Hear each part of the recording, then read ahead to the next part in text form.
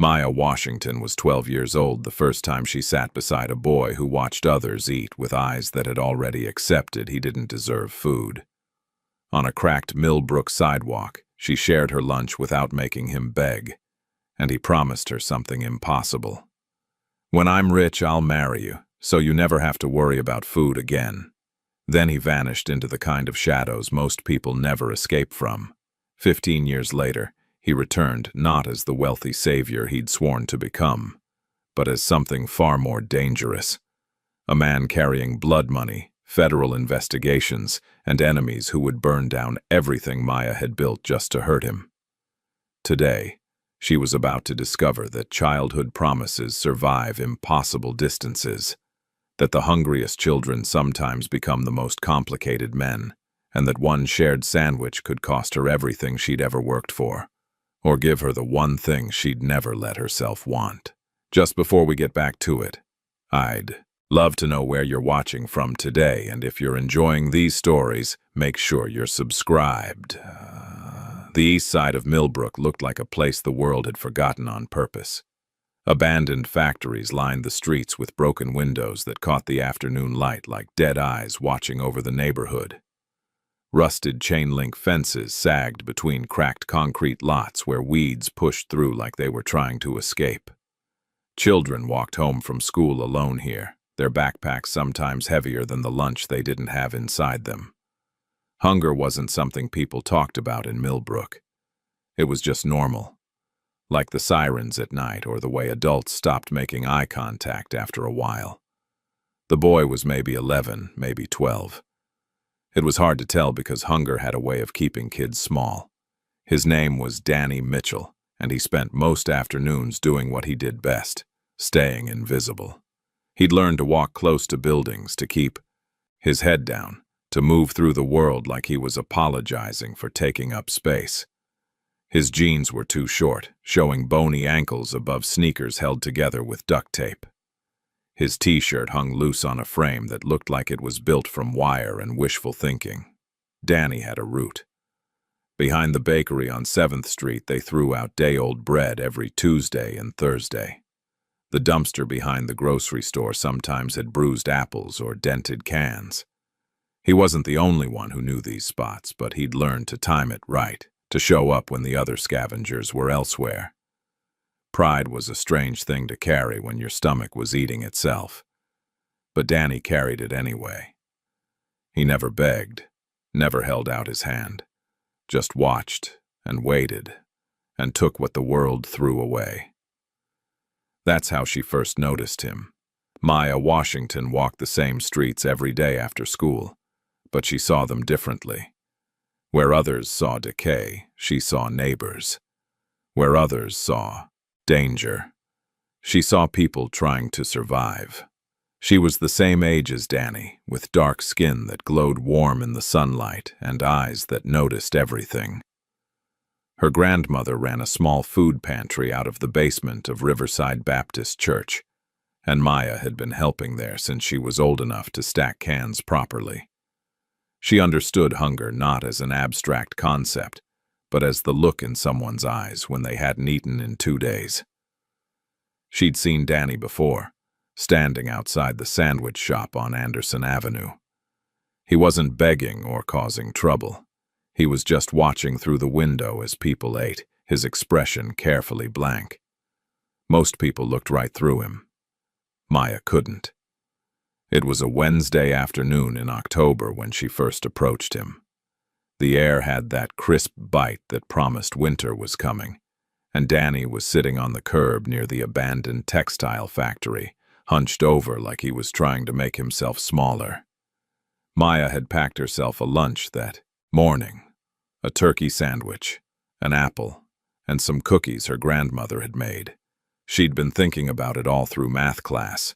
She walked up slowly, not wanting to startle him. Danny's head snapped up when her shadow fell across the sidewalk, his body tensing like he might need to run. "Hey," Maya said, keeping her voice gentle. "I'm Maya. I've seen you around." Danny didn't answer. His eyes flicked to the paper bag in her hands, then away, like he was ashamed for noticing. I packed too much lunch, Maya lied, sitting down on the curb beside him without asking permission. My grandma always tells me my eyes are bigger than my stomach. She pulled out the sandwich and unwrapped it, taking a deliberately small bite. The silence stretched between them, uncomfortable and heavy. Danny's stomach growled loud enough for both of them to hear. His face flushed red. Maya kept eating, looking straight ahead at the empty street. Then casually, like it didn't matter at all, she set the rest of the sandwich on the paper bag between them and stood up. "I gotta get going," she said. "Can't finish this. Hate wasting food, though." She walked away before he could refuse, before his pride could get in the way of his hunger. When she glanced back from the corner, the sandwich was gone and Danny was still sitting there, his shoulders shaking in a way that might have been crying, or might have been something else entirely. The next day, Maya brought an apple. She found him in the same spot and sat down again, this time eating half of it before sliding the rest toward him. He took it without looking at her, but he didn't leave. That felt like progress. By the third week, they had a routine. Maya would show up with food, never too much, never making a big deal about it, and they'd sit together on that curb while the sun got lower and the shadows got longer. Slowly, Danny started talking. His voice was quiet, rough from disuse. "My mom left when I was 8, just didn't come home one day." Maya listened, peeling an orange into careful sections. "My dad's around sometimes," Danny continued, staring at the cracked pavement. "When he's not drinking, he works at the plant. When he is drinking, which is most of the time, he forgets I exist. I don't mind that part, honestly. It's worse when he remembers." "Where do you sleep?" Maya asked gently. Danny shrugged. "Depends. Sometimes the laundromat if it's cold. Sometimes the basement of the old Parker building. There's a janitor there who doesn't lock the door all the way. Sometimes I just walk until I'm tired enough that it doesn't matter where I am." Maya's chest hurt listening to him. She thought about her own home, small, cramped, her mother working 2 jobs and always exhausted, her grandmother getting sicker. But there was always food, always warmth, always someone who knew if she came home. "My mom works at the hospital and cleans offices at night," Maya said, sharing herself in return.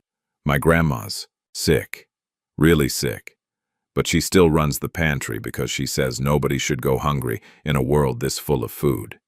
She looked at Danny directly. "We don't let people go hungry." That's what she always says. For the first time, Danny looked back at her, really looked at her. Something passed between them, an understanding that didn't need words. But understanding didn't make things easy. One afternoon, Maya made the mistake of approaching him while other kids from school were around. She held out a sandwich wrapped in a napkin, smiling, not thinking about how it might look. The other kids saw. They laughed. "Danny's got a girlfriend who has to feed him. Poor Danny can't even buy his own lunch. Charity case needs his little helper." Danny's face went dark with humiliation. He slapped the sandwich out of Maya's hand, sending it tumbling into the gutter. "I don't need your pity," he snarled, his voice cracking. "I don't need anything from you." He stormed off, leaving Maya standing there with the other kids still laughing. She didn't cry. She just picked up the ruined sandwich and walked home, her heart heavy. That night, she made 2 peanut butter and jelly sandwiches.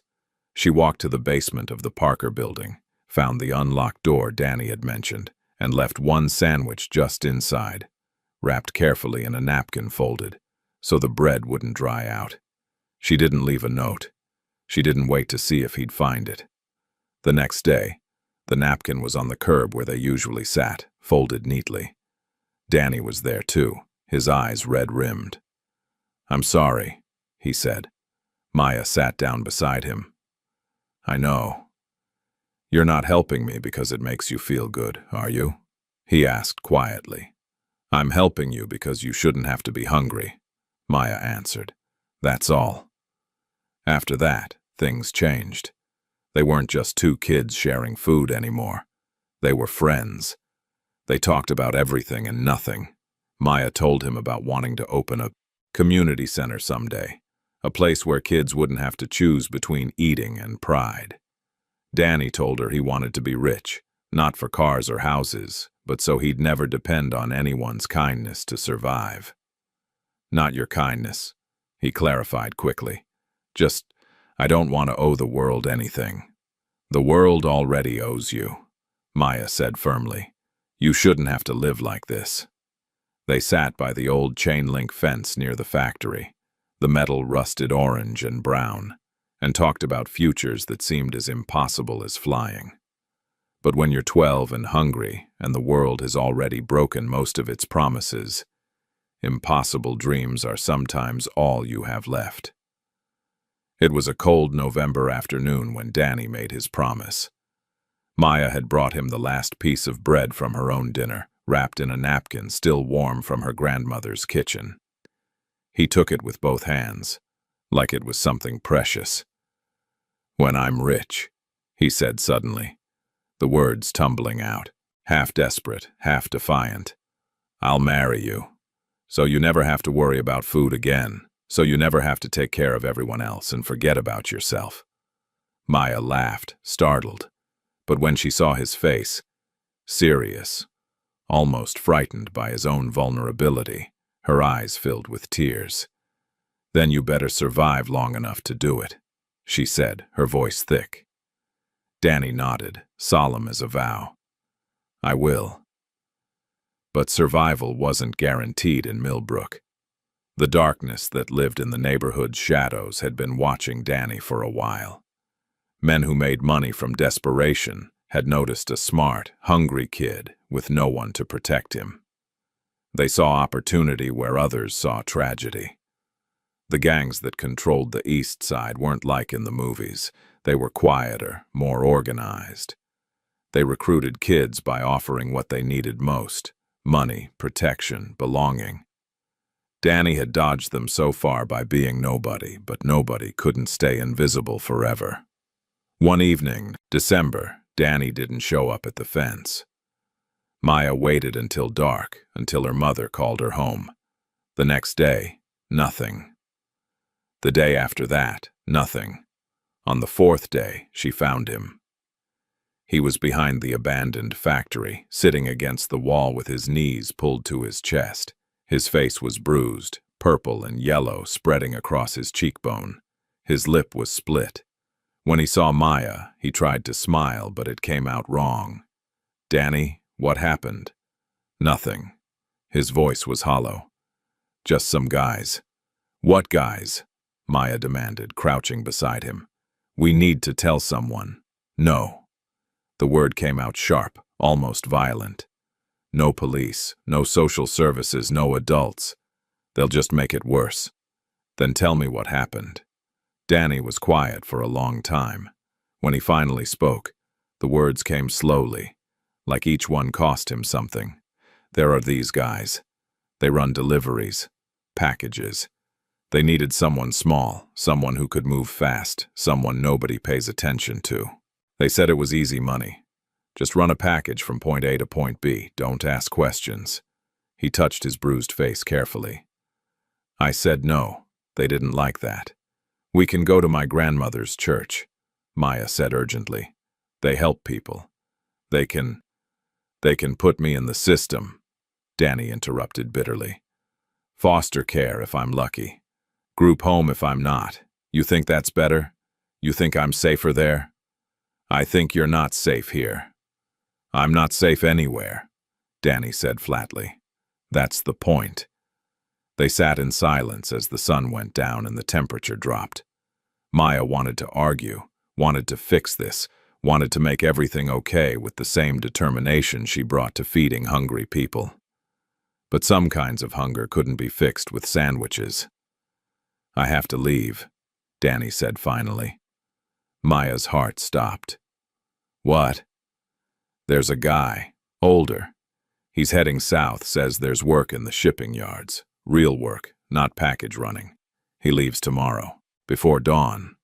Danny looked at her with eyes that seemed too old for his face. "I can't stay here, Maya.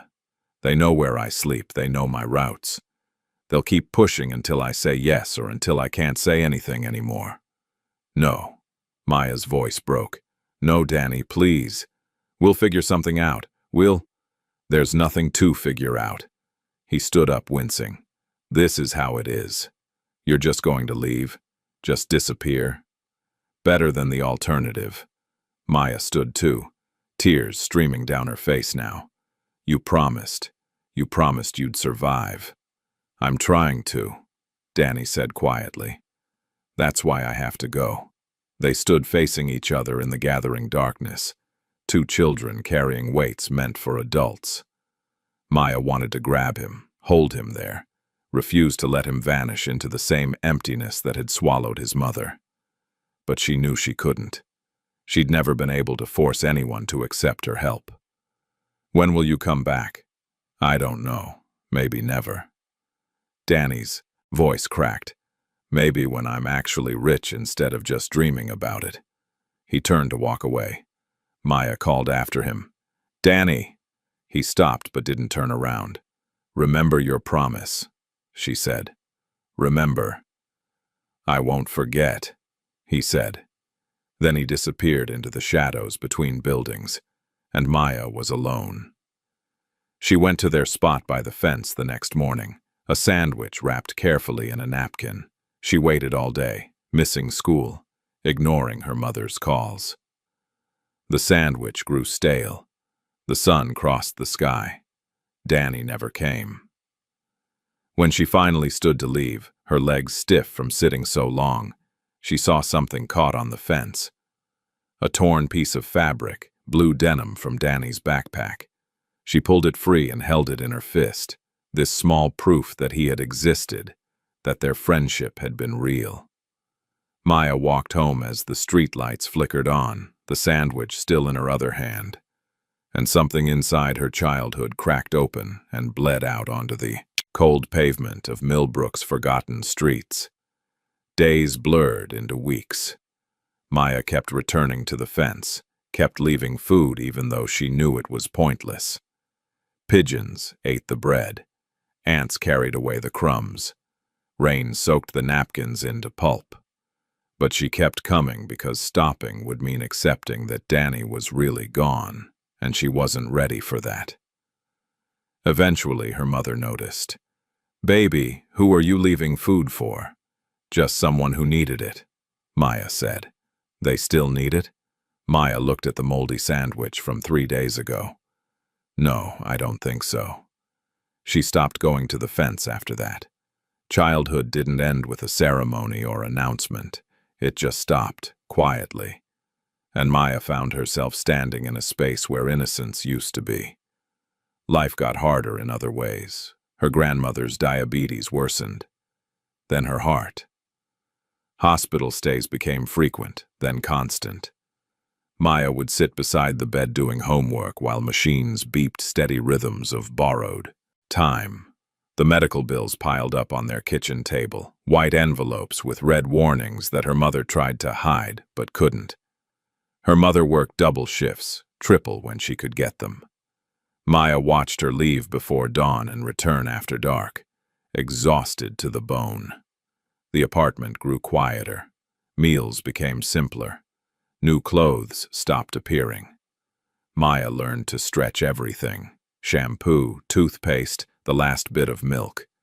She also learned to step up. At 13, she was cooking dinners and packing lunches.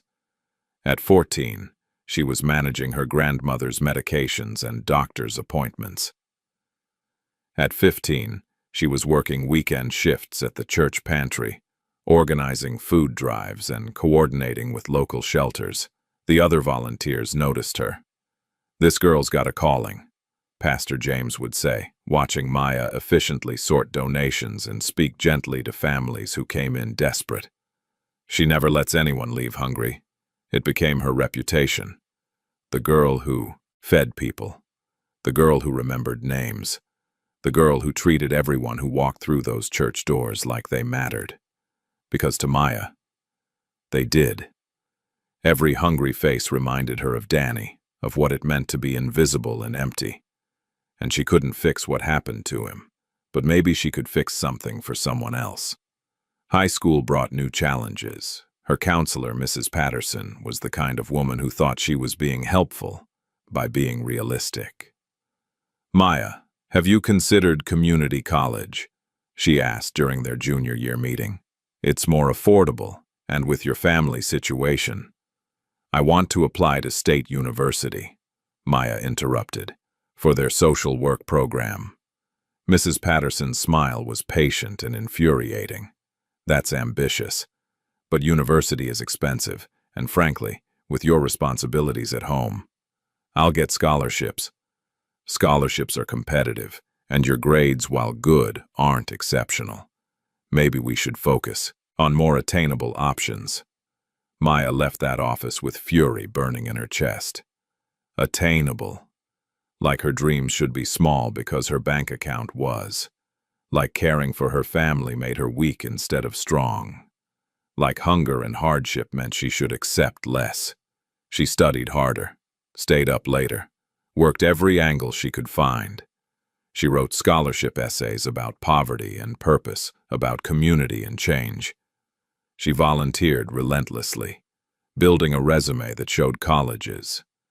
She was serious. And when the acceptance letter came from State with a partial scholarship, she cried in the church basement surrounded by canned goods and felt vindicated in a way that made her chest ache. But victory was brief. 2 months before graduation, her grandmother died. The funeral was small, held at Riverside Baptist with people from the neighborhood Maya had helped feed over the years. They came and held her hands and told her that her grandmother was proud. Maya stood there in a borrowed black dress, numb, watching the casket and thinking about all the promises that get broken when people leave. The pantry nearly shut down without her grandmother running it. Donations dropped. Volunteers scattered. Pastor James tried to keep it going, but he had a church to run and not enough hours in the day. Maya watched the place that had shaped her entire life slowly dismantle itself, and something inside her hardened into resolution. At the wake, she stood in front of the dwindling crowd and made an announcement. "I'm going to university to study social work and community development," she said, her voice steady despite the grief. "And when I'm done, I'm coming back here. I'm going to build something that doesn't fall apart when one person leaves. I'm going to make sure nobody in this neighborhood goes hungry, because there's no one left who remembers how to care." People applauded. Her mother cried, and Maya felt the ghost of Danny's words from years ago. So you never have to worry about food again. She was going to become what she'd once tried to give him: stability, safety, a full table and a warm room. Not for herself. She'd never needed those things for herself. But for everyone else who did. College was grueling. Maya worked 2 campus jobs, studied in between shifts, and came home every weekend to help her mother with bills. She learned about nonprofit management, grant writing, food systems, and community organizing. She learned the language of change, how to talk to donors, write proposals, navigate bureaucracy. She was good at it. More than good. By the time she graduated, she had a plan. A real one. She was going to open a nonprofit focused on food access, youth programs, and job training. She was going to do it in Millbrook, in the neighborhood that raised her, and she was going to do it right. It took 3 years of working other jobs, saving money, and building connections before she could launch Washington Community Services. The IATSE name honored her grandmother. The mission honored everyone who'd ever been hungry in a world that had enough. She was 26 when she opened the doors. The building was small, barely more than a storefront with a kitchen in back and an office upstairs, but it had a table that sat 12, a pantry that stayed stocked, and programs that helped teenagers get their first jobs. Maya ran it with the same fierce attention she'd brought to everything else in her life. The community responded. Families came. Volunteers signed up. Local businesses donated. Maya was everywhere at once, writing grants at 3 in the morning, serving meals at noon, teaching resume workshops in the evening. She was exhausted constantly and had never felt more alive. People respected her. They called her Miss Maya, brought her coffee, thanked her for everything she did. But respect didn't pay bills, and non-profits ran on hope and fumes more often than actual money. She was constantly scrambling for funding, dealing with donors who wanted to help on their terms, navigating the complex politics of charity in a neighborhood that had been forgotten by everyone who had the power to actually fix things. Still, she persisted. This was her purpose. This was what she was meant to do. Then Marcus entered her life. He was a social worker who collaborated with Washington Community Services on youth programs, kind, steady, idealistic in a grounded way. He noticed Maya immediately. How could he not? She was magnetic, all focused energy and passionate conviction. He started finding reasons to stop by, bringing coffee, offering to help with paperwork, making her laugh when she was stressed. "You should take a break sometime," he said one evening, watching her organize donation schedules at 8 p.m. "Can't. Too much to do. Even revolutionaries need to eat, Maya." She looked up, smiled tiredly. "I eat." When? She couldn't remember. They started dating, sort of. Coffee that turned into dinner. Dinners that turned into longer conversations. Marcus was sweet. He understood her work because he did similar work. He made her feel seen in ways she hadn't in years. He talked about building a future together, about partnership and shared purpose. Maya tried. She really did. But every time he talked about the future, about moving in together, about marriage someday, about building something permanent, she felt herself pulling back.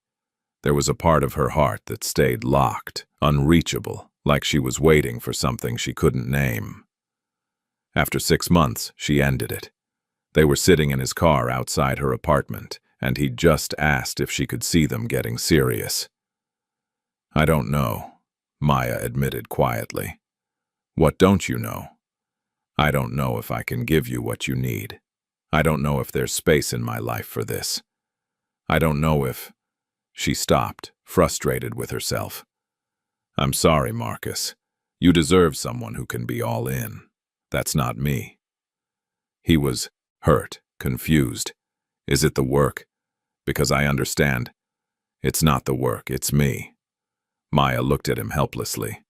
"There's something I can't explain, something that won't let go." They parted as friends, but Maya felt the loss anyway. Not because she loved him, she hadn't, not really, but because it reminded her that something inside her was broken in a way she couldn't fix. She threw herself deeper into work. The organization grew, more programs, more people served, more impact. But there was a ritual she kept that she never told anyone about. Once a year, on the anniversary of the day Danny disappeared, Maya walked past the old fence. It had been repainted once, then left to rust again. The factory was still abandoned. The street still broken. She never stayed long. Just long enough to remember. Just long enough to wonder what happened to that skinny boy with scared eyes who promised her something impossible. Then one year, everything started falling apart. The email came from her largest donor, a foundation that had been supporting Washington Community Services for 3 years. "Due to strategic restructuring, we will not be renewing funding for the next fiscal year." Maya read it 5 times, her stomach sinking. That grant was 40% of her operating budget. Without it, they couldn't make rent, couldn't pay staff, couldn't keep the doors open. She scrambled, applied for emergency funding, reached out to other donors, cut costs everywhere she could. But nonprofit funding was brutal and unpredictable, and desperation didn't make grants appear faster. 2 weeks later, her landlord delivered another blow. Rent was increasing by 30%. "It's the market," he said with fake sympathy. "Whole neighborhoods being redeveloped. Property values are rising. Maya had 60 days before she'd have to shut down.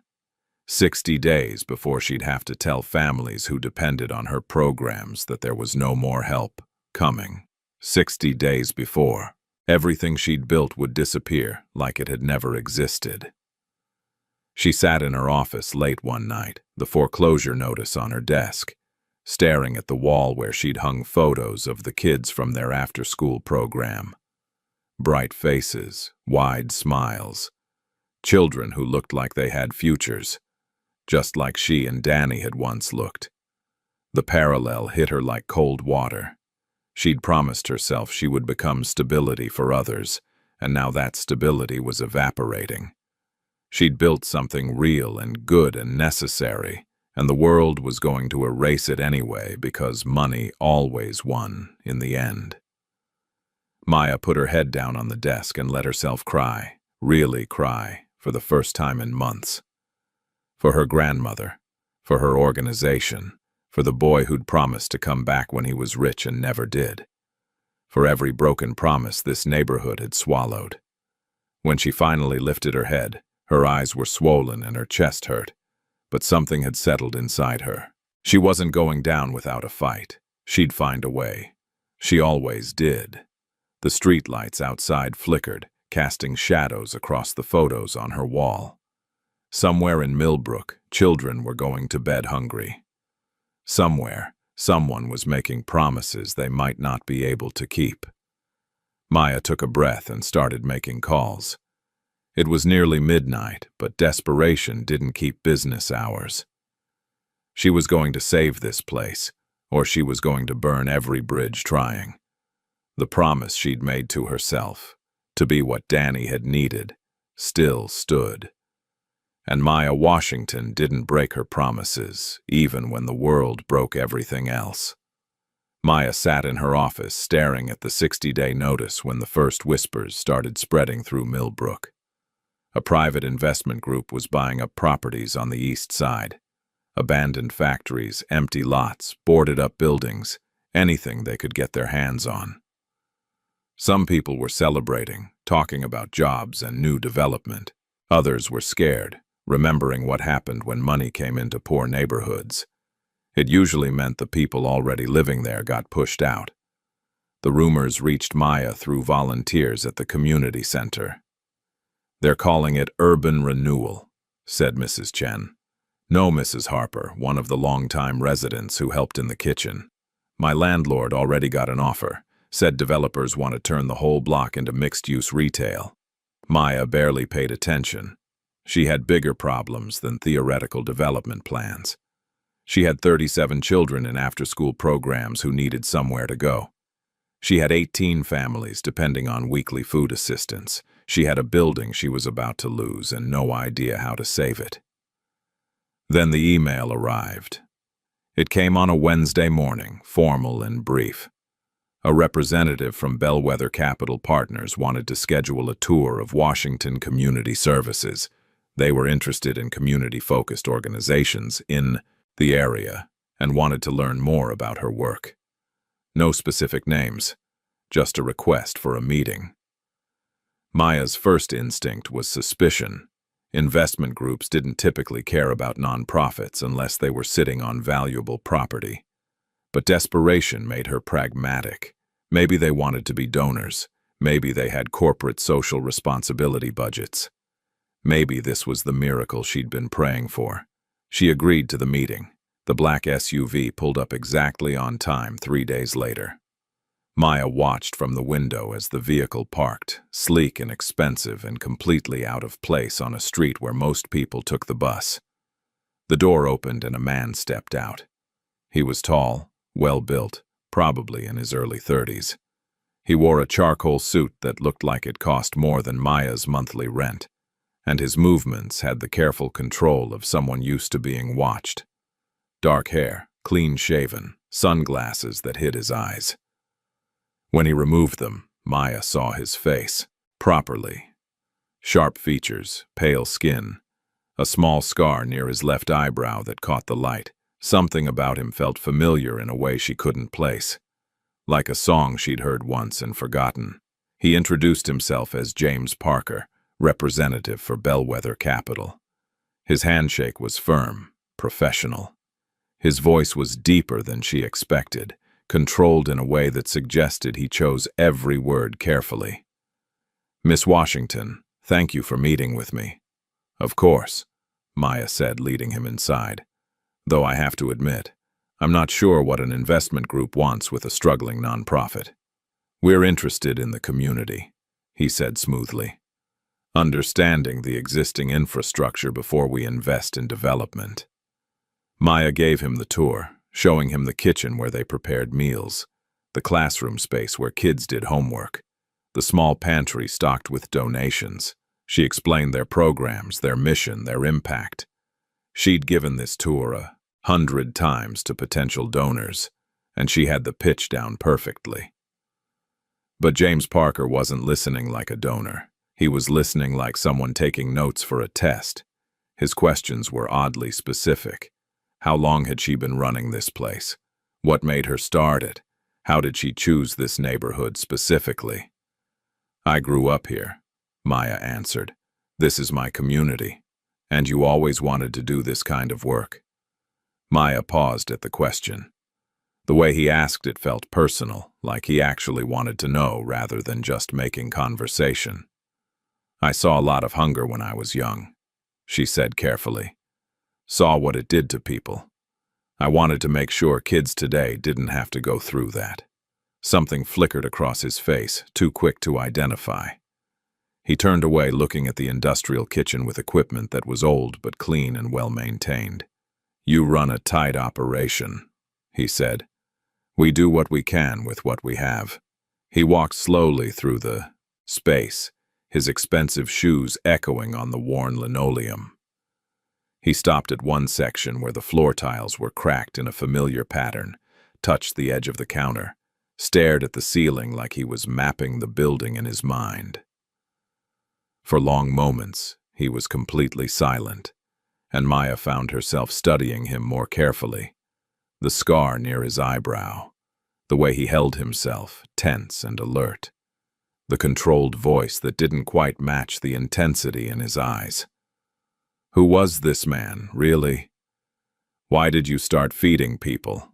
he asked suddenly, turning to face her. The question was too intimate for a business meeting. Maya felt defensive without knowing why.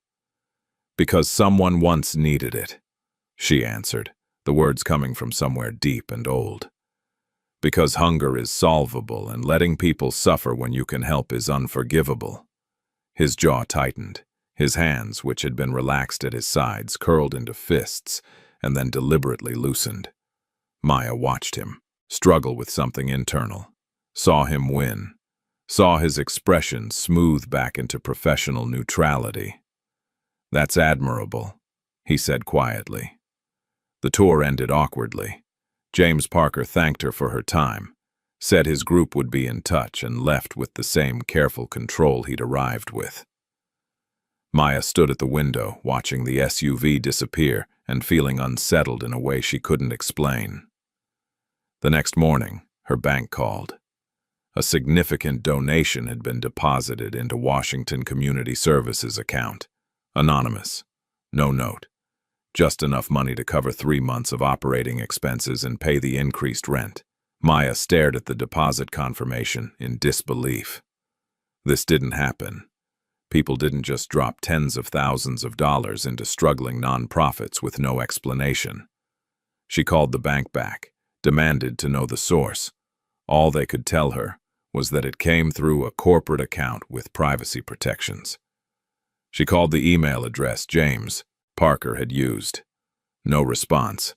She tried searching for Bellwether Capital Partners online and found only the barest shell of a website with no real information.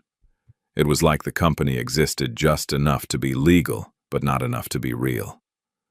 2 days later, James Parker returned. No SUV this time. He pulled up in a modest sedan, and he was dressed differently. Jeans, a simple button-down shirt, no tie. He looked less like an investor and more like a person. "I want to make you an offer," he said when Maya met him at the door, her arms crossed and her patience thin. You want to explain that deposit first. I believe in what you're doing here. I want to fund your expansion.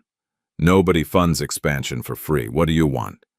To stay involved, he said. I want to be part of how this organization grows.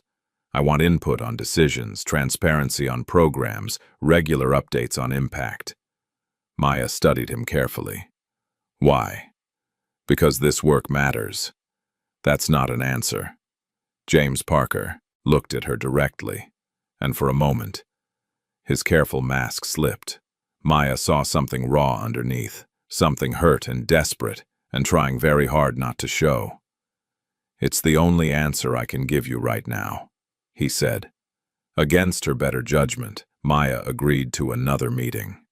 They spent hours going over financials, program models, expansion possibilities. James knew things he shouldn't know, about the neighborhood, about poverty, about how hunger worked in communities that had been forgotten. He asked about her methods, why she folded napkins a certain way when packing lunches, why she always made sure to sit with people when they ate instead of just handing out food and leaving. It matters that they're not alone, Maya explained. Hunger is isolating. People feel ashamed. If you sit with them, share the space, it becomes less about charity and more about community. James was quiet for a long time after that. Then he said, almost too softly to hear, You still do it the same way. What? Nothing, He stopped himself. It's a good approach. Over the following weeks, James became a regular presence. He showed up to volunteer, to observe programs, to discuss strategy. He was generous with money but careful with words. Maya found herself looking forward to their conversations, even as she grew more confused about who he really was. One afternoon, she was sorting through old photos for a grant application when James stopped by unexpectedly. She had pictures spread across her desk, images of the neighborhood from different decades, including some from her childhood. James froze when he saw them. Can I look? He asked, his voice strange. Sure. He picked up a photo of two kids sitting by a rusted fence, their backs to the camera. The image was old, grainy, taken by someone from the church youth program years ago. Maya barely remembered it being taken. James stared at that photo for a full minute without moving. This fence, he said finally. Where was it? By the old textile factory. It's still there, actually, or what's left of it. Do you remember the kids in this picture? Maya looked closer. Two children, maybe 11 or 12. One clearly her. She recognized her old jacket. The other was smaller, hunched over like he was trying to disappear. That's me, she said, pointing.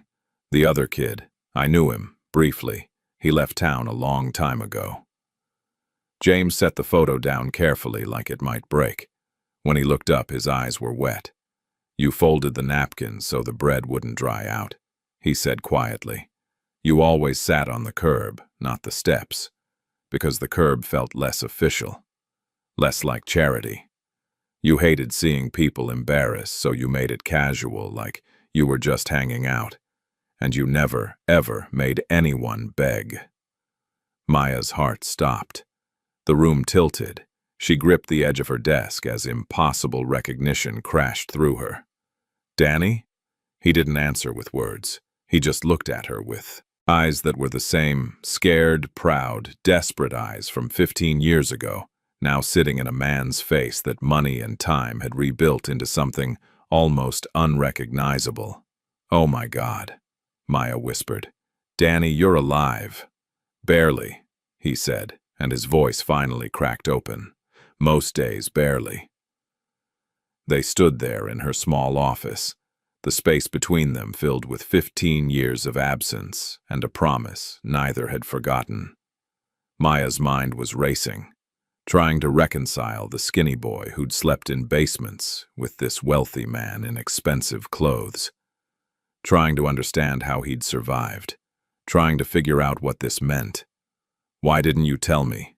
she asked, her voice shaking. "Why come back like this? Why not just—" "Because I'm not the kid you knew," Danny interrupted. "I'm not the boy who made you a promise. I'm something else now. Something complicated." "What does that mean?" Danny ran his hand through his hair, a gesture so familiar it hurt. "It means I need to tell you the truth. All of it. And when I do, you might not want me anywhere near this place." Maya pulled out a chair and sat down heavily. "Then you better start talking." Danny didn't come back for 2 days. When he finally returned, it was late evening, and the community center was empty except for Maya finishing paperwork. He didn't knock, just walked in like he'd been gathering courage for hours. "I tried to find out who you really are," Maya said without looking up. "James Parker barely exists. Bellwether Capital is a shell. Everything leads nowhere." "That's intentional," Danny said, closing the door behind him. "The less I exist on paper, the safer certain things stay." "What things?" He sat down across from her, and for the first time since his return, he looked genuinely frightened. Not the controlled wariness he usually carried, but actual fear. "When I left Millbrook, I was 12 and desperate. The guy I left with, his name was Carl. He said we were going to shipping yards for real work. He lied. We went to Atlanta, and he sold me to a crew that ran packages for people who made money disappear." Maya's stomach turned. "Sold you?" "Not like that. More like indentured. I owed him for the ride, the food, the place to sleep. The debt kept growing. The only way to pay it off was to work, so I worked." Danny's voice was flat, reciting facts like they'd happened to someone else. "I was small, fast, forgettable. Perfect for moving things people didn't want noticed. Cash mostly, sometimes documents. Never asked questions. You were a child. They didn't care. Nobody cares when you're nobody." He looked at his hands, expensive watch glinting in the fluorescent light. "I did that for 3 years, lived in basements, ran packages, watched people disappear when they screwed up. I learned how money moved in shadows, how systems worked when they weren't supposed to exist." Maya wanted to interrupt, to say something, but Danny was talking like if he stopped, he might never start again. "When I was 15, I started paying attention, really paying attention. I learned names, routes, account numbers. I memorized everything because memorizing things had kept me alive before. And I realized something. The men running this operation were smart about crime, but stupid about business. They were bleeding money through inefficiency. So what did you do?" "I made myself useful. Started suggesting better routes, cleaner transfers. Made them more money. They noticed. Promoted me from runner to coordinator. Gave me more access." Danny's smile was bitter. "I was 16 and managing illegal financial operations for men who would have killed me if I'd made one mistake." "Danny, it gets worse," he said. "When I was 19, the main boss got arrested. The whole operation fractured. People scrambled for control. I saw an opportunity and I took it. I had access to accounts, passwords, routing numbers. I didn't just take control of the money. I took the money. All of it. Millions that had been moving through those systems for years." Maya stood up, needing to move, needing space to process what she was hearing. "You stole from criminals." "I redistributed assets from a criminal network and restructured them through legitimate businesses," Danny corrected. "Bought real companies, hired real lawyers, cleaned everything until it looked legal because most of it actually was. The illegal money got buried so deep, no one could trace it without tearing apart 50 legitimate businesses. That's still blood money." "Yes," Danny agreed quietly. "It is. Every dollar I have came from suffering somewhere down the line. I know that. I live with that. But I also didn't steal from innocent people. I stole from thieves. And I've spent the last decade trying to make it mean something." Maya turned to face him. "Is that what this is? You coming back here, funding my organization? Is that you trying to buy forgiveness?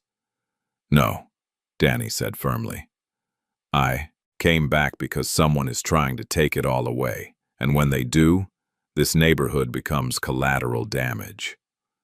The air in the room changed. Maya felt cold suddenly. Explain. Danny stood up, pacing now, his controlled demeanor cracking further. The men I took from weren't the top of the system. They were middle management.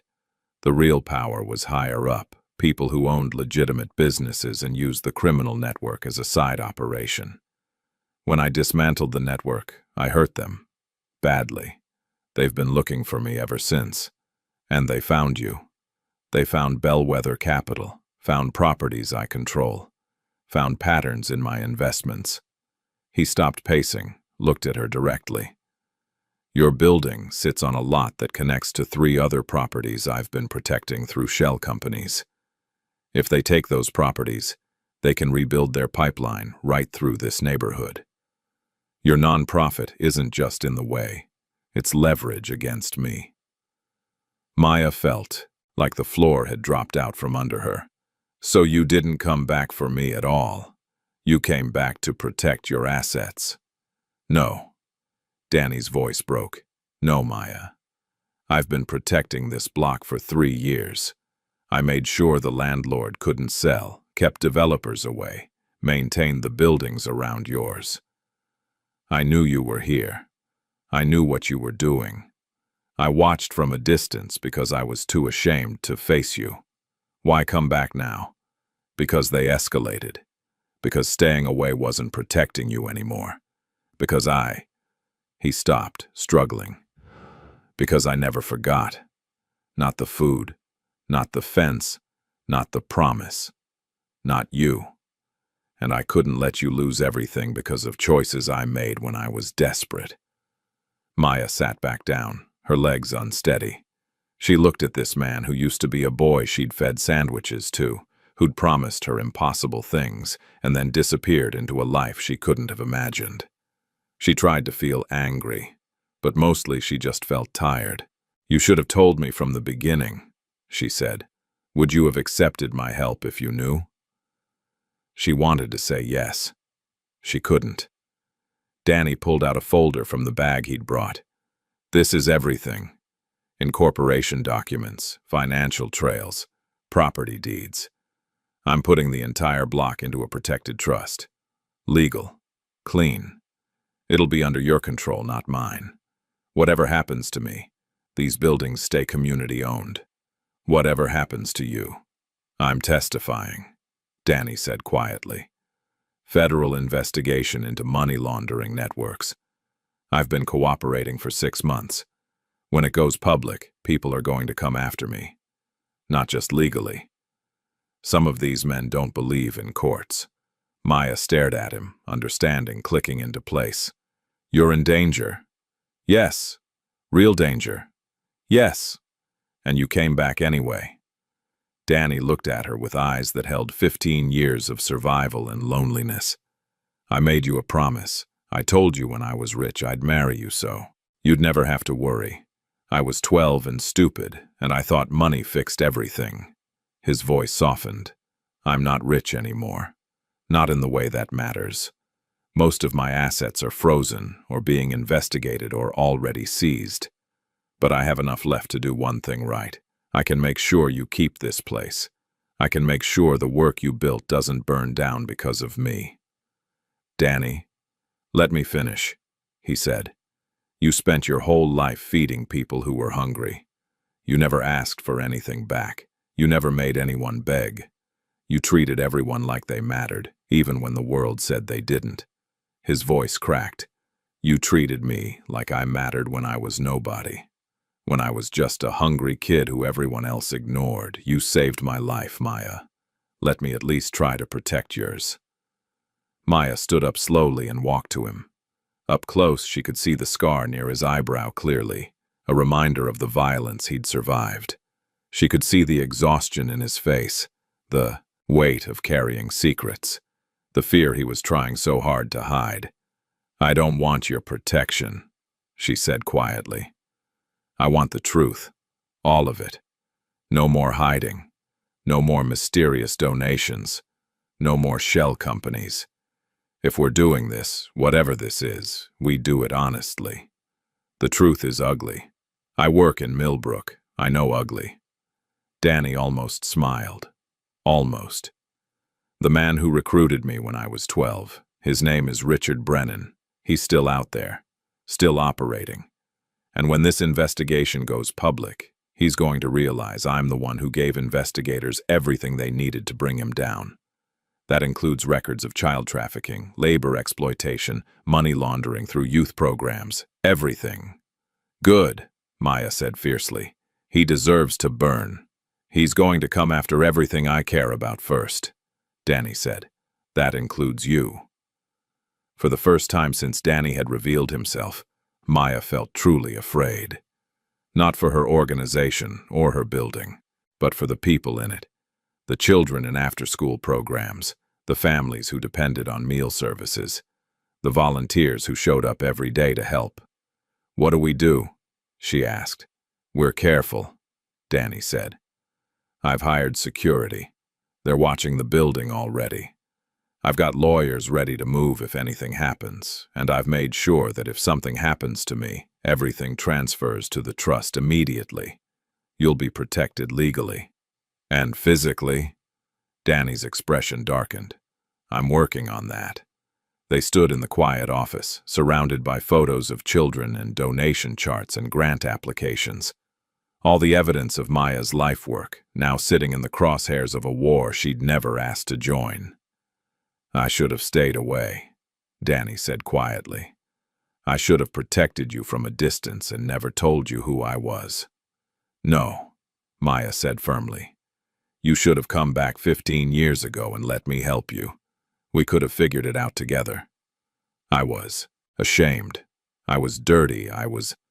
You were a child who survived the only way you could, Maya interrupted. And yeah, you made choices I don't agree with. You built something on foundations that aren't clean. But you also came back. You're trying to make it right. That has to count for something. Danny looked at her like she'd just offered him salvation he didn't deserve. I don't know how to make it right. I don't know if I even can. You start by being honest. You keep being honest. And we figure out the rest together. Together, Danny repeated, like the word was foreign. That's what you said, wasn't it, when we were kids? You said when you were rich you'd marry me so I'd never have to worry. Maya's smile was sad. You're not rich anymore. I'm still worried. But we're both here. So maybe we start with that. Danny's phone buzzed urgently. He looked at the screen and his face went pale. What? Maya asked. Security alert. Someone tried to access the property records for this building an hour ago. They were blocked, but... He looked up at her. It's starting. They know I'm involved here. Maya felt her heart rate spike. What do we do right now? Right now? Danny moved toward the door. Right now I make sure you're safe. Then we prepare for war. He left quickly, already making calls on his phone, his voice low and urgent. Maya stood alone in her office, looking at the folder of documents he'd left behind. Property trusts, legal protections, blood money trying to become clean. Outside, sirens wailed in the distance. The Millbrook night settled over broken streets and fragile hope. And Maya Washington realized that the boy who'd promised her safety had come back as a man surrounded by danger, and she'd just agreed to stand beside him anyway. She picked up her phone and started making her own calls. If they were preparing for war, she needed her community ready. Because whatever was coming, she wasn't facing it alone, and neither was Danny. Not anymore. The break-in happened 3 nights after Danny's confession.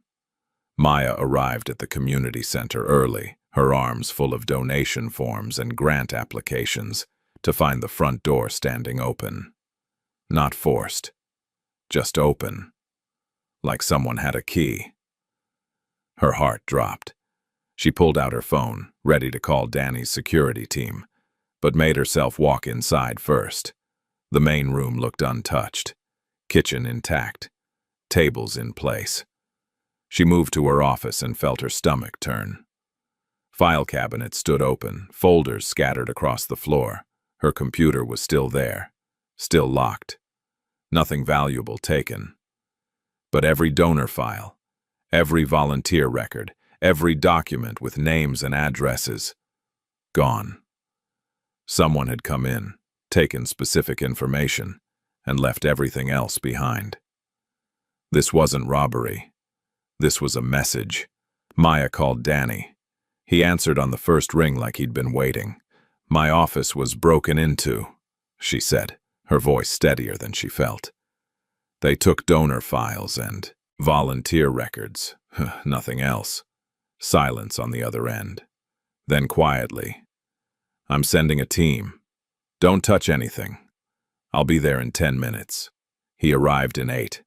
2 other men came with him, professional and silent. They swept the building, checked for bugs, examined the locks. Danny stood with Maya in her ransacked office, his face carved from stone. "They're mapping your network," he said finally, "seeing who's connected to you, who matters to you. Why? Because hurting you means hurting me, and they want me to know they can reach anything I care about." Danny's jaw tightened. "I should have had better security. I should have—" "This isn't your fault," Maya interrupted. "Everything happening to you right now is my fault," Danny said flatly. "I brought this to your door." One of the security team members approached, holding something small. Found this under her desk. Listening device. Professional grade. Maya felt violated in a way the missing files hadn't managed. Someone had been listening to her conversations, her phone calls, her private moments in the space she'd built.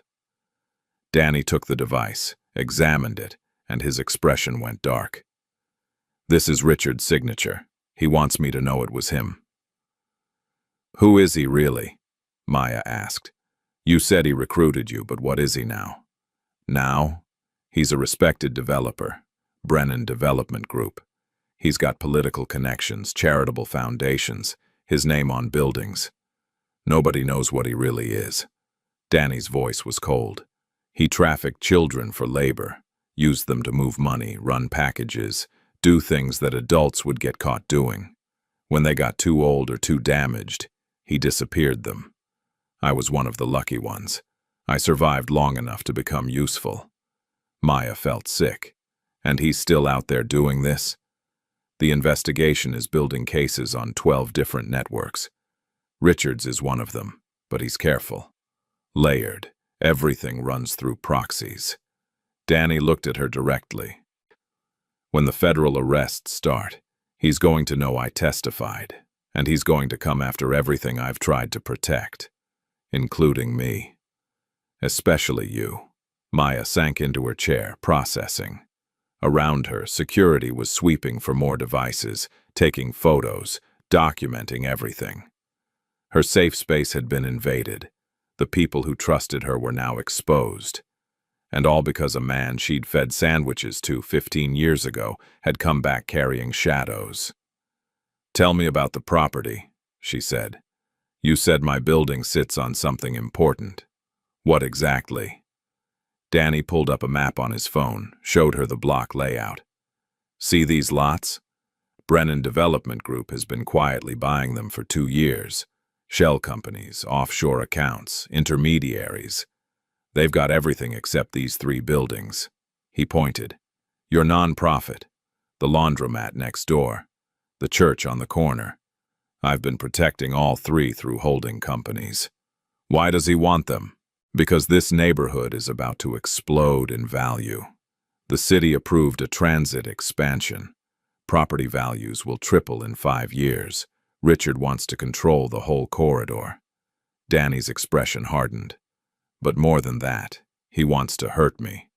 Taking these properties destroys my protection, displaces the people I'm trying to help, and proves he's still in control.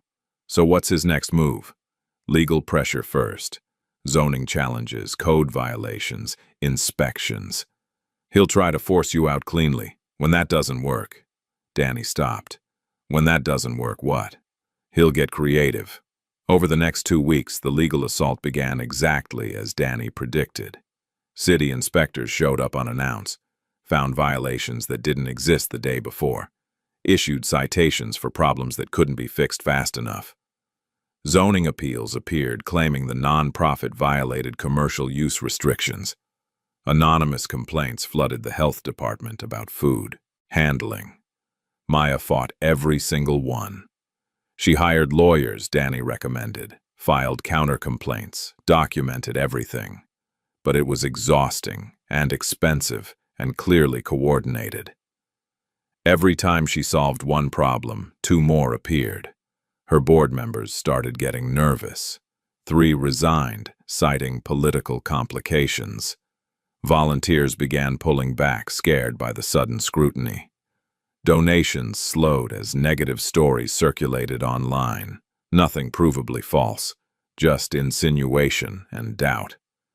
Someone was running a systematic campaign to isolate and weaken Washington community services.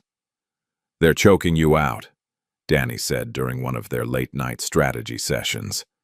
"Death by 1,000 cuts. No single thing big enough to fight, just constant pressure until you collapse." "I'm not collapsing," Maya said stubbornly. "I know. That's what scares me." The attacks expanded beyond the nonprofit. Maya's personal social media filled with bots and trolls. Her mother received strange calls at odd hours. Volunteers reported being followed. The message was clear. Proximity to Maya Washington came with consequences. But Maya refused to back down. If anything, the attacks made her more determined.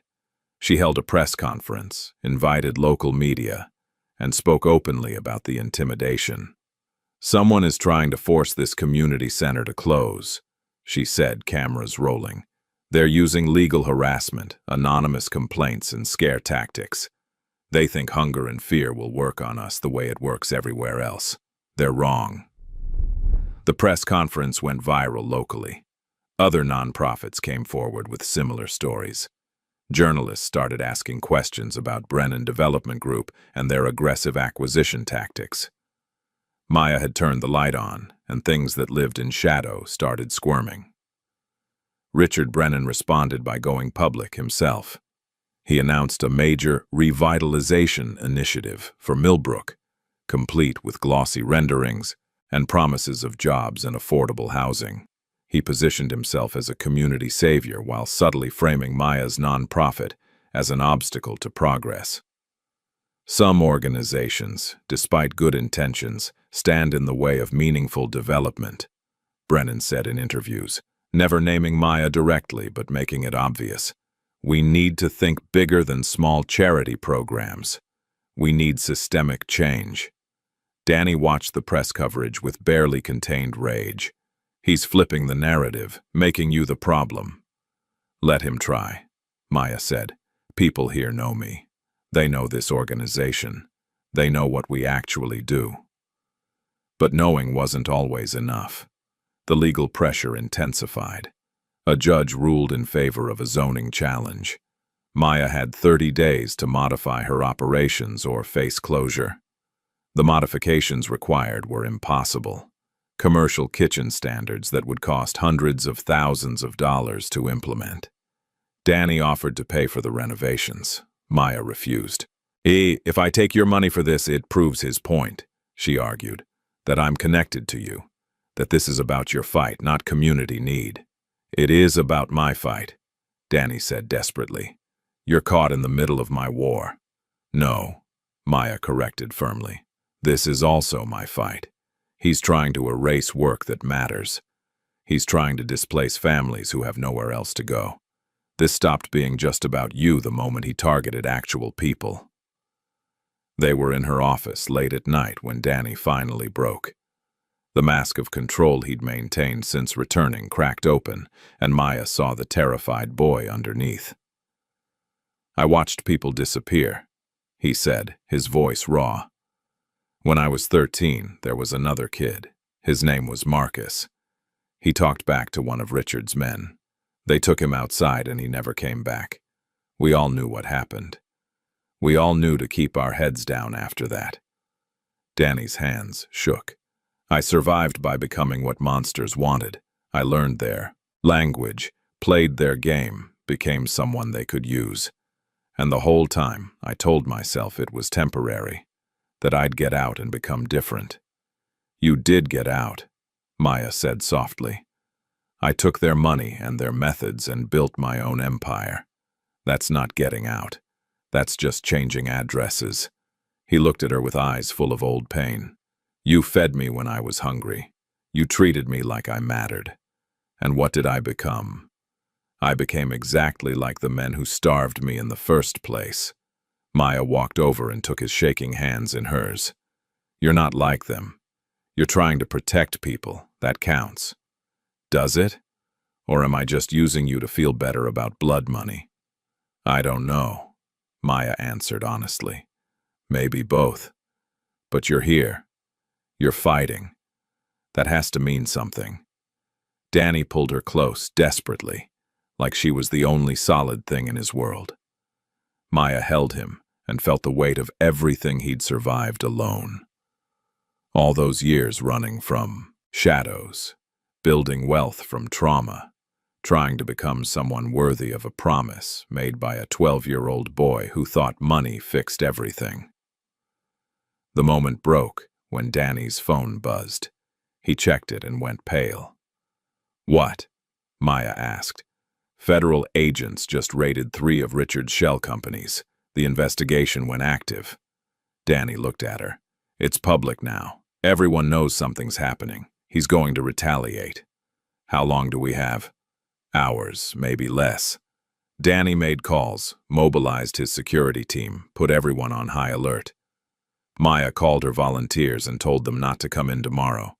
She called the families in her programs and warned them to be careful. She did everything she could to protect people from a storm she couldn't fully see yet. The retaliation came at 2 in the morning. Maya's phone screamed her awake. Danny's voice, sharp and urgent. Get out of your apartment, right now. Don't ask questions, just move. Maya was already pulling on clothes, her heart hammering. What's happening? Fire at the community center, professionals. Get somewhere public and stay there until my team reaches you. The line went dead. Maya grabbed her keys and ran, taking stairs instead of the elevator. She burst onto the street and saw it immediately. The glow on the horizon, orange and angry. Smoke rising in thick columns. The direction of Washington Community Services. She ran. 4 blocks in the middle of the night, her lungs burning, her mind refusing to accept what her eyes were seeing. By the time she got close, fire trucks had arrived. Police were setting up barriers, and the building, her building, the place she'd built from nothing, was engulfed in flames. Maya fell to her knees on the sidewalk. Around her, neighbors emerged from their homes, drawn by the sirens and the light. Children she'd fed pointed at the fire with wide eyes. Volunteers who'd worked beside her stood crying. Everything she'd spent 10 years building was burning, and there was nothing she could do but watch. Danny found her there an hour later. He was covered in soot, his expensive shirt torn. He'd tried to go inside before firefighters stopped him. I'm sorry, he said, kneeling beside her. Maya, I'm so sorry. She couldn't speak, couldn't process, just stared at the flames consuming her life's work. By dawn, it was over. The building was a charred skeleton, black and smoking. Investigators were already calling it arson. Accelerant patterns, multiple ignition points, clearly intentional. The fire chief said it was a miracle no one was inside. The building had been empty because Maya had warned everyone to stay away. Danny's warning had saved lives, but it hadn't saved the center. News crews arrived as the sun rose. They filmed the destruction, interviewed neighbors, captured Maya sitting on the curb with ash in her hair and devastation on her face. By mid-morning, the story was everywhere. Community center, destroyed and suspected. Arson. Beloved non-profit leader left with nothing. The community's response was immediate and overwhelming. People showed up with food, water, offers of space. Churches opened their doors. Schools offered classrooms. Families Maya had helped came with whatever money they could spare. She watched them arrive, these people who had so little giving what they could, and felt something shift inside her chest. Richard Brennan made a public statement by noon, expressing deep concern over the fire and offering his company's resources to help rebuild. It was a masterful move, positioning himself as generous while everyone who knew the truth saw it for what it was. A victory lap disguised as charity. Danny watched the statement on his phone and something in him snapped. "I'm done hiding," he said.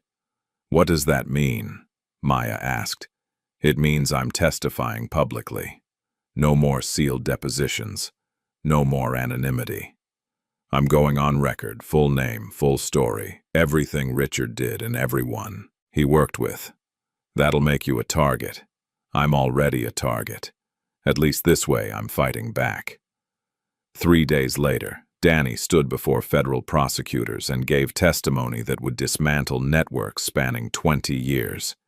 He named names, provided documentation, detailed operations, child trafficking, labor exploitation, money laundering through dozens of legitimate businesses. He exposed Richard Brennan as the architect of systems that destroyed hundreds of lives. The arrests began immediately. Lower-level operators first, then managers, then executives. Accounts froze. Businesses shuttered. The web Richard had built so carefully began to tear apart as prosecutors followed the threads Danny had provided. Media exploded. Danny's story became headline news. Former victim turned whistleblower, destroying the network that enslaved him. His face was everywhere, his name trending, his past exposed in granular detail. Maya watched it unfold from a donated office space in a church basement. She was trying to rebuild operations, but it was overwhelming. The fire had destroyed not just the building, but years of records, equipment, supplies. She was starting from scratch while dealing with traumatized volunteers and displaced program participants. And through it all, she fielded calls from reporters wanting to know about her connection to Danny Mitchell, the mystery whistleblower who'd apparently been funding her organization. "No comment," she said to each one. "We're focused on serving our community." But the questions kept coming. Was she involved in his criminal activities? Had she known about the money laundering? Was their relationship romantic or financial? The insinuations were clear. Maybe Maya Washington wasn't the hero everyone thought. Danny called her after the fourth hit piece. "I'm making everything worse for you," he said. "I should disappear again. Let you rebuild without my baggage." "Don't you dare," Maya said fiercely. "We're in this. Together, remember? Together means you lose everything. I already lost everything. The building's gone, Danny. My programs are scattered. My reputation is getting shredded. Disappearing now doesn't fix that. It just means I lose alone." Danny was quiet for a long time. "I don't know how to make this right." "Then stop trying to fix it alone. Let me help you the way you're trying to help me." That night, they held an emergency community meeting. 200 people crammed into Riverside Baptist Church. Volunteers, program participants, donors, neighbors. Maya stood at the front with Danny beside her, and they told the truth. All of it. Danny's past, the criminal money, his testimony, Richard Brennan's retaliation, the fire, the attacks, everything that had been happening in shadows brought into the light. "I know this is complicated," Maya said to the silent crowd. "I know some of you are angry that I didn't tell you earlier. I know you have questions about where our funding came from. You deserve answers, and I'm giving them to you now." She talked about meeting Danny as a child, about the promise he made, about his return and the danger he brought with him, about her choice to stand with him anyway, because the alternative, letting men like Richard Brennan win through fear, was unacceptable. "We can rebuild," Maya said. "We can do it clean, with community donations and legitimate funding.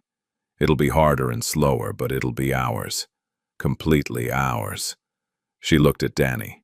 "And he's not going anywhere. He's part of this community, whether people like it or not." The room erupted in debate.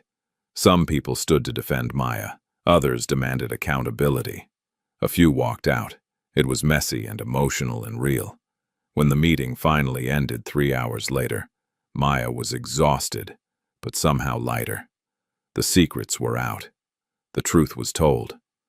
Whatever came next, at least it wouldn't be built on lies. But Richard Brennan wasn't finished. The legal assault intensified. His lawyers filed suit against Danny, claiming defamation and tortious interference. They subpoenaed records, froze more accounts, filed injunctions. The goal was clear: bury Danny in legal costs until he couldn't fight back. Then they came after Maya directly. Anonymous complaints claimed she'd knowingly accepted criminal proceeds. The IRS opened an investigation into Washington Community Services finances.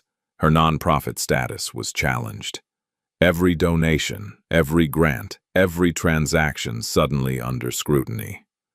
"They're trying to destroy your credibility," Danny's lawyer explained. "If they can make you look complicit, your community support collapses."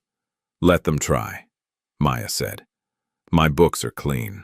I didn't know where Danny's money came from, and the donations he made were legal when they were made." Legal isn't the same as innocent in public opinion. Maya knew he was right. The court of public opinion was already judging her, and facts didn't matter as much as perception. She was the woman who'd taken blood money, who'd let a criminal into children's programs, who'd endangered families for personal connections. The hate mail started arriving, then the threats. Someone spray-painted "criminal lover" across the church where she was operating from. Volunteers received messages warning them to stay away from her. Parents pulled their kids from programs. Maya sat in the donated office space late one night, reading the hate mail and feeling the weight of it all crushing down. She'd tried to do good. Fed people, helped families, built something meaningful. And now it was all being painted as corrupt. Danny found her there, tears streaming down her face as she read letters telling her she was destroying the community she'd spent her life serving. "I can't do this," she whispered.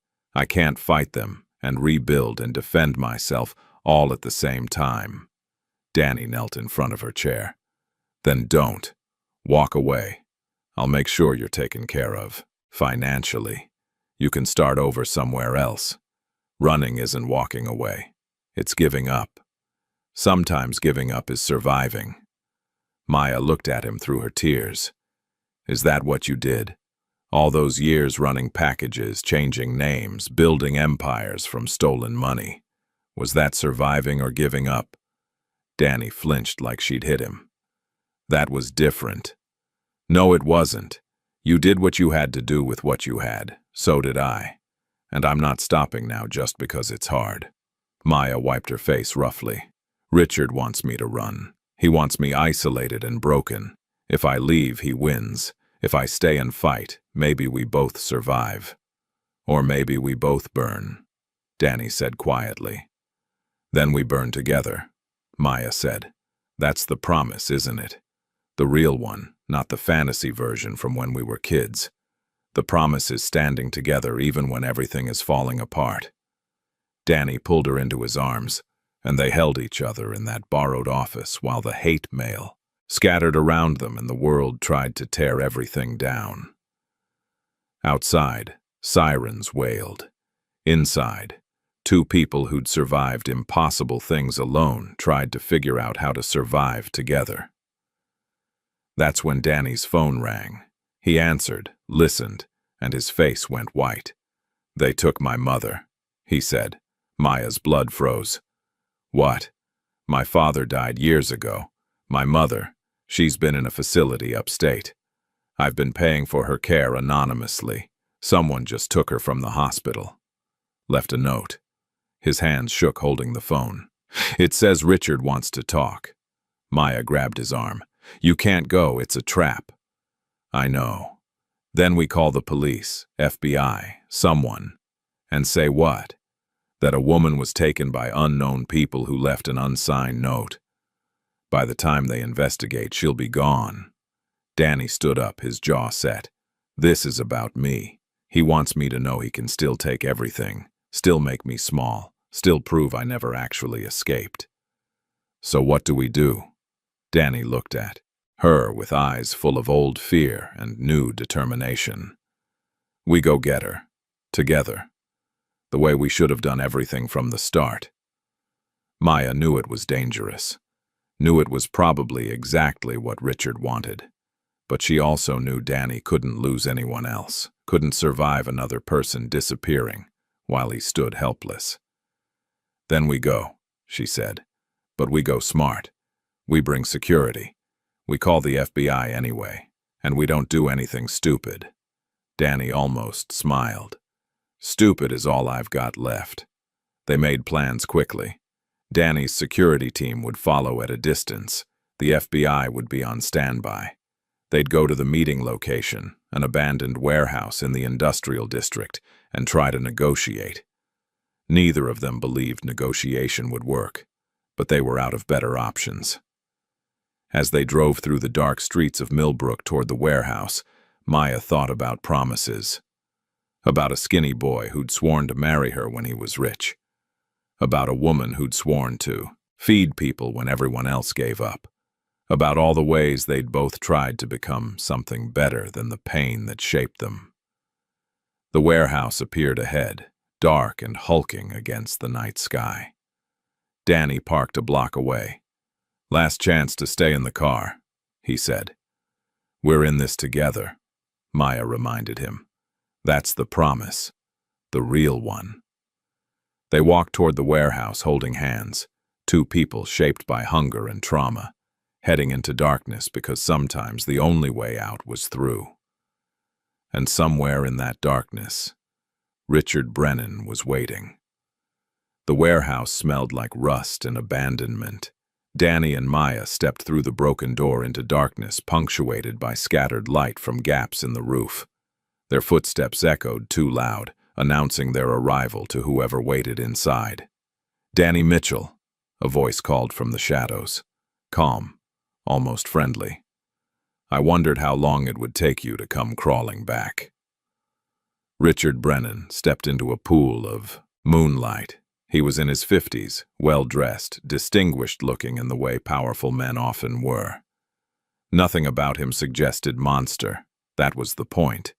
Where's my mother? Danny demanded. Safe, comfortable? Better care than you've been paying for, honestly. Richard smiled. I'm not a savage, Daniel. I just needed your attention. You have it. Let her go. In time. First, we talk about what you've cost me. Richard's smile faded. 15 years I spent building networks you dismantled in 6 months of testimony. Millions in assets frozen. Associates arrested. My reputation damaged. He took a step closer. You were supposed to be grateful. I gave you opportunity when you were nothing. You trafficked children, Maya said, her voice cutting through the warehouse. You enslaved them, used them, destroyed them. Richard looked at her with mild interest, like she was an unexpected but not entirely unwelcome interruption. Miss Washington, the bleeding heart who thinks sandwiches solve systemic poverty. You've caused me considerable inconvenience. Good, Maya said flatly. Richard laughed. You know what's beautiful about people like you? You think moral superiority is armor. It's not. It's just another weakness to exploit. He turned back to Danny. Here's what's going to happen. You're going to recant your testimony. Claim you were coerced. You're going to disappear, Really disappear this time, and I'll make sure your mother lives out her days peacefully. And if I don't, then she dies, painfully. And Miss Washington's little charity operation gets buried so deep in legal trouble, she'll spend the next decade in courtrooms. Richard shrugged. Your choice. Save your mother, or save your conscience. Danny stood very still. Maya could see him calculating, weighing, trying to find a way out that didn't exist. This was the trap Richard had laid. Forced Danny to choose between the people he loved and the justice he'd been fighting for. You can't win this, Richard continued. Even if you refuse, even if you sacrifice everything. I've got lawyers who'll tie up prosecutions for years. I've got politicians who owe me favors. I've got money hidden in places your investigators will never find. He spread his hands. I always win, Daniel. That's what you never understood. The system protects people like me. Maya felt Danny's hand tighten around hers, felt him preparing to surrender, to trade everything for his mother's safety. She couldn't let that happen. You're right, Maya said suddenly. The system does protect people like you. Rich, connected white men who know how to hide in plain sight. She pulled out her phone. That's why we didn't come alone, and that's why we've been recording everything you just said. Richard's expression flickered. That won't hold up in court. Maybe not, but it'll hold up on the internet. Maya held up her phone, showing the live stream she'd started the moment they entered. 15,000 people watching right now. Every word you just said about trafficking children, threatening witnesses, admitting to hidden assets, all recorded, all public. Richard lunged for the phone. Danny stepped between them, and suddenly, the warehouse exploded with movement. Security team members materialized from the shadows. FBI agents who'd been waiting outside rushed in. Richard tried to run and made it maybe 10 feet before he was tackled to the ground. The next hour was chaos, arrests, Miranda rights, agents securing the scene. Danny's mother was located in a van 2 blocks away, shaken but unharmed. Paramedics checked her while Danny held her hand and cried like the child he'd been when she'd last been fully present in his life. Maya sat on a concrete barrier outside the warehouse, watching it all unfold. She was exhausted down to her bones. Her hands wouldn't stop shaking. But Richard Brennan was in handcuffs, and that had to count for something. Danny found her there an hour later. My mother's asking for you. Maya met the woman who'd raised Danny before addiction, and illness took her away. She was frail, her memory fractured, but her eyes were kind. She took Maya's hand with surprising strength. You're the girl who fed my boy, she said softly. Maya nodded, unable to speak. Thank you, Danny's mother whispered. Thank you for not giving up on him. Over the following weeks, the full scope of Richard's network unraveled. Dozens more arrests, accounts seized globally, victims coming forward. The media coverage was relentless, and this time the narrative was clear. Richard Brennan was a monster who'd hidden behind respectability, and Danny Mitchell was the survivor who'd brought him down. But victory came with costs. Most of Danny's remaining assets were seized as proceeds of criminal activity. The trust he'd set up for Maya's property was frozen pending investigation. His savings, his investments, his carefully constructed wealth, gone. He was left with almost nothing. I'm not rich anymore, he told Maya, standing in the borrowed church basement where she was trying to rebuild her organization. I can't save your nonprofit. I can't fund expansion. I can't do any of the things I promised. You never promised money, Maya said. You promised to marry me so I'd never have to worry about food again. Turns out neither of us are worried about food. We're worried about bigger things now. Danny almost smiled. Still, I came back saying I'd help. Instead, I burned down your building and destroyed your reputation. You did, Maya agreed. But you also exposed a trafficking network, Saved God knows how many children from what you went through. That has to count for something. The rebuilding started small. Community donations trickled in. $5 here, 20 there. Churches offered space. Schools provided equipment. Families Maya had helped showed up with whatever they could give. It wasn't much. It wasn't fast. But it was real. Danny worked beside her, no longer the wealthy investor, but just another volunteer. He stacked boxes, served meals, taught financial literacy classes to teenagers from the same streets that had nearly killed him. He was invisible again, but this time by choice. One afternoon, Maya found him sitting by the old fence where they'd first made their promises. The metal had been painted as part of a neighborhood art project, children's handprints in bright colors covering the rust. "You okay?" she asked, sitting beside him. "I've been thinking about what rich means," Danny said. "When I was 12, I thought it meant never being hungry. When I was 20, I thought it meant having money nobody could take away. Now I'm 32 with nothing in my bank account, and I'm trying to figure out what it actually means. And I don't know yet, but I think it's not what I thought." They sat in silence, watching kids play in the lot where Danny used to scavenge cans. The neighborhood was changing, but slowly, on its own terms. Not through forced development, but through people choosing to stay, to rebuild, to make something lasting. "I'm sorry I couldn't keep my promise," Danny said quietly. "The one about being rich when I came back." "You kept the promise that mattered," Maya said. "You survived. You came back. That's what I asked for." 1 year later, Washington Community Services reopened in a new building. Not the original location, that lot was still tied up in legal proceedings, but a better space donated by a church coalition. The grand opening was simple. Folding tables, donated food, children running through hallways that echoed with possibility. Maya stood at the front addressing the crowd of volunteers, donors, and community members who'd made this moment possible. She wore a simple dress, her hair natural, her face tired but genuinely happy. "We didn't rebuild alone," she said. "This center belongs to everyone who showed up with $5, with their time, with their hope. You proved that community isn't built by wealthy donors or powerful developers. It's built by people who refuse to let their neighbors go hungry." The crowd applauded. Danny watched from the back, deliberately out of the spotlight. He'd been offered positions on the board, opportunities to be publicly recognized. He'd refused them all. This was Maya's moment, earned through her decade of work, and he wasn't going to complicate it with his baggage. After the ceremony, someone approached Maya with an offer. A national nonprofit wanted her to lead their food justice initiative.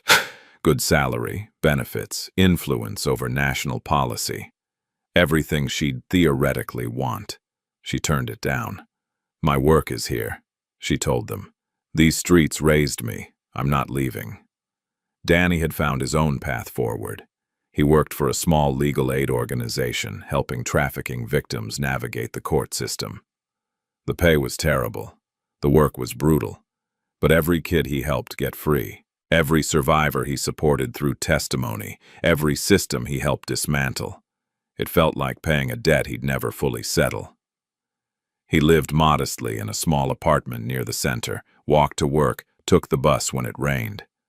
Nobody recognized him anymore. The media had moved on to newer scandals. Richard Brennan was serving 30 years. The investigation had closed. Danny Mitchell was just another person trying to survive in Millbrook. The space between him and Maya remained complicated. They worked together, ate meals together, sat by the painted fence, sometimes talking about impossible things. But neither had named what existed between them. It felt too fragile, too weighted with history. Then one evening, during a community fundraiser dinner, someone made a joke about childhood sweethearts. Maya laughed and mentioned the promise Danny had made 15 years ago. "He said when he was rich he'd marry me," she told the table, smiling. Guess I'm safe from that commitment. Everyone laughed. But Danny went quiet. Later, after the dinner ended and volunteers cleaned up, he found Maya sitting in the kitchen doing inventory counts. "I'm not rich anymore," he said without preamble. Maya looked up, confused. "I know. I don't have money.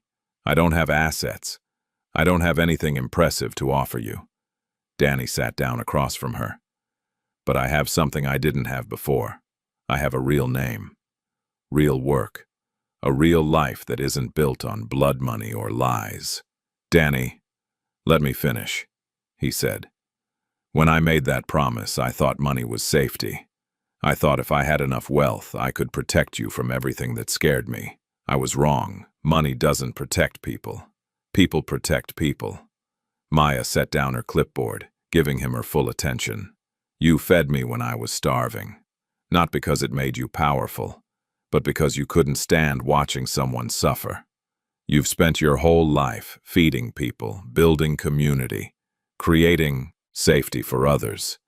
Danny's voice cracked. "I want to spend the rest of my life helping you do that, not as a donor, not as a rich benefactor, just as someone who believes in what you're building and wants to be part of it." "Is this a proposal?" Maya asked quietly.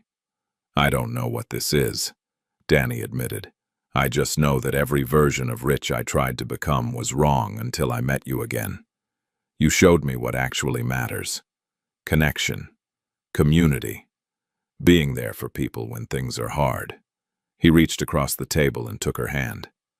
"I'm not asking you to marry money or status or security. I'm asking if you'll let me build a life with you. A real one, messy and complicated and probably difficult, but ours." Maya felt tears building. "You know what's funny? I spent 15 years building what I thought you needed. A safe place, food, community. I thought I was becoming what you'd lost.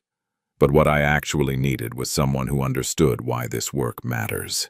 Someone who'd been hungry and remembered what that felt like. Is that a yes?" "It's a, let's figure this out together," Maya said, smiling through tears. "No promises about marriage or forever. Just a promise to be honest, to show up, to not run when things get hard." "I can do that," Danny said. "I'm good at showing up now." They sat in that kitchen surrounded by donated cans and volunteer schedules, holding hands across a folding table, and something settled between them that felt like coming home. The wedding happened 6 months later. Not in a church or venue, but at the fence where they'd first made their promises. The metal was covered in children's handprints now, bright colors declaring that beauty could grow in forgotten places. Maya wore a simple white dress. Danny wore a suit from a thrift store that fit well enough. Pastor James officiated. The ceremony was short. No grand speeches about overcoming odds or beating the system. Just two people who'd survived impossible things, choosing each other in front of the community that had raised them both. When they exchanged rings, simple silver bands bought with actual saved money, Danny said, "I'm not rich, but I'm here." Maya answered, "Rich is being surrounded by people who won't let you starve." By that measure, we're both wealthier than we've ever been. The reception was a potluck in the community center. Volunteers brought food. Children ran wild. Former clients gave toasts. Danny's mother, clearer now with better care and medication, cried and hugged Maya like a daughter she'd thought she'd lost. At one point in the evening, Maya found Danny standing alone near the kitchen, watching people eat and laugh and celebrate. "You okay?" she asked. "I was just thinking," Danny said, "about what you said once. That rich is when nobody eats alone." He gestured to the crowded room. "Look at this. Nobody's eating alone. Nobody's hungry. Nobody's afraid. Not right now anyway," Maya said realistically. "Tomorrow, there'll be new problems, new hunger, new fear. But we'll be here tomorrow too," Danny said, "feeding people, building community. making sure nobody goes through what we went through. Maya leaned against him, and they watched their community celebrate together. The boy who'd promised to marry her when he was rich had come back broken and empty-handed. But somewhere in the breaking, he'd found what actually mattered. Not money or status or power, but connection. Purpose. The quiet, radical act of showing up for people who needed someone to notice they existed. "Did you ever imagine this?" Maya asked. "When you were 12 and starving?" "No," Danny admitted. "I imagined being rich enough that nobody could hurt me. Turns out that's not what I needed." "What did you need?" Danny pulled her closer. "I needed you to keep believing I could be something other than broken, even when I didn't believe it myself." The party continued around them. Children played games. Volunteers cleaned dishes. Families gathered around tables laden with food nobody had to earn or beg for. Just community taking care of community the way it always should have been. And in the middle of it all, two people who'd started with a promise about money and hunger discovered that the richest thing they'd ever have was each other and the community they'd chosen to serve together. The fence with children's handprints stood outside like a monument to survival. The community center hummed with life and purpose, and Maya and Danny walked into their shared future knowing that some promises take a lifetime to fulfill, but they're worth every hard-fought step. Being rich, they'd finally learned, wasn't about what you owned. It was about who showed up when you needed them. By that measure, surrounded by people they'd fed and fought for and loved, they were the wealthiest people in Millbrook. And that was more than enough. If someone you saved as a child returned years later carrying both salvation and destruction, would you stand beside them when the world demanded you walk away? Hit that like button if this story touched your heart, and subscribe for more stories about promises that refuse to die, redemption that costs everything, and the kind of love that survives when nothing else does.